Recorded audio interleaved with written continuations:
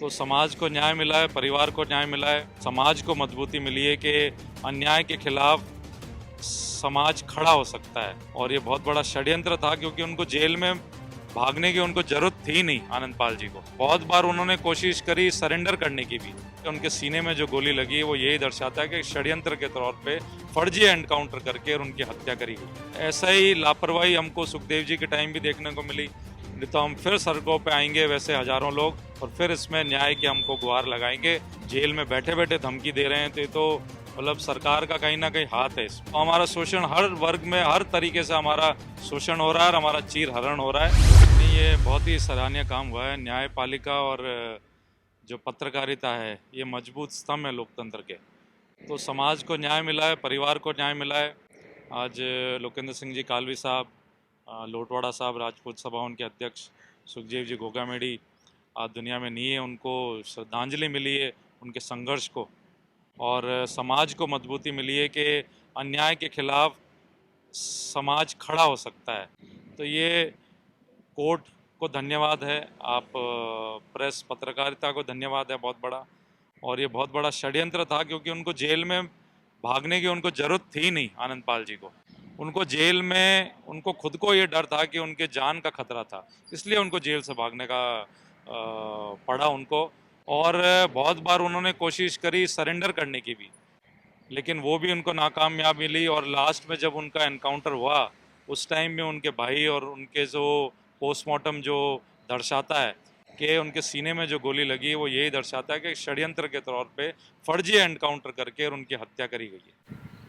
कहा जाता है जैसे पुलिस अधिकारी हैं जो कर्मचारी थे, उच्च अधिकारी भी थे, उनके ऊपर कार्रवाई करने के बाद जिस तरह से उच्च न्यायालय की तरफ से पेश किया गया है, उसके बारे में आपके क्या विचार हैं? नहीं, अधिकारी तो देखो एक मोहरा है, तो पीछे बहुत बड़ा हाथ है, तो वो पूरी चेन खुले कि कहाँ से कहाँ तक इनको ऑर्डर हुए, उनके ऊपर कौन है, कौन राजनेता है, कौन प्रशासनिक लोग हैं। तो ये पूरा इस सिस्टम खुलेगा तो पता लगेगा। और समाज का हमने एक हमारा हीरा खोया है, कोहिनूर खोया है। और ऐसा ही लापरवाही हमको सुखदेव जी के टाइम भी देखने को मिली।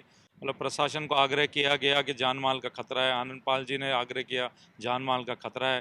तो समाज ऐसे हीरे नगीने खोता रहेगा तो इसमें लोकतंत्र कमज़ोर होएगा। और न्यायपालिका हमको इस पर पूर्ण विश्वास है कि जल्द से जल्द इस पर कार्रवाई करे। नहीं तो हम फिर सड़कों पे आएंगे वैसे हजारों लोग, और फिर इसमें न्याय की हमको गुहार लगाएंगे। और जो प्रताड़ित किया गया है सीबीआई मामलों में, हमें 22 लोगों को फंसाया, इसमें हजारों लोगों को मतलब जगह जगह थानों में फर्जी केस में, और उनको सुनवाई उनको परेशानी होती है। करोड़ों की आज आमदनी सरकार की जो थी वो नुकसान हुआ है इसमें। तो ये सब चीज़ें नहीं चले, और एक राजनीतिक फ़ायदा और षड्यंत्र के तौर पे हमको हमारा समाज का और प्रशासन का और लोकतंत्र का हमको घाटा होता है, वो नहीं हो। और इसकी न्याय हमको जल्द से जल्द मिले, और ये जो पूरी चेन है इसका पूरा खुलासा हो। इसके लिए नहीं हुआ तो हम फिर समाज एकत्रित होकर और पूरा उग्र आंदोलन फिर से करेंगे। यानी आपका कहना है कि अगर ये जांच हो तो इसमें कोई कई बड़े नेता भी आ सकते हैं? नहीं, प्रशासन तो देखो आदेश फॉलो करता है। और इसमें जो फर्जी एनकाउंटर हुआ है इसकी पूरी जांच हो जाए कि इसमें राजनीतिक षड्यंत्र क्या है, प्रशासनिक षड्यंत्र क्या है, तो वो पूरा उसका खुलासा हो। नहीं, वो भी एक लापरवाही है। आप देखेंगे उनके इंटरनेशनल धमकियों के कॉल आ रहे हैं। उन्होंने कई महीनों तक सरकार को अगुवाई कराई, उन्होंने लिखित पत्र दिए जान माल के खतरे का। और तो उसका खामियाजा उन्होंने भी भुगता, उनके परिवार ने भुगता और पूरे समाज ने भुगता है। कितने सरकार की प्रशासन की बिल्कुल लापरवाही है। यानी जांच हो तो बड़े यानी मछली के पास जा सकते हैं। हाँ, पूरी पुख्ता इनकी जांच हो। और एनआईए को जांच गई है, जो बहुत ही सराहनीय काम ये भी है। एनआईए अच्छा पूरा उनका जो सिस्टम है वो फॉलो कर रहा है, और आखिरी घड़ी तक पहुंचा भी है जिस हिसाब से जांच पड़ रही है, जिस हिसाब से जो लोग बता रहे हैं और आउटपुट आ रहे हैं। तो पूरा इसमें इंटरनेशनल गिरोह है।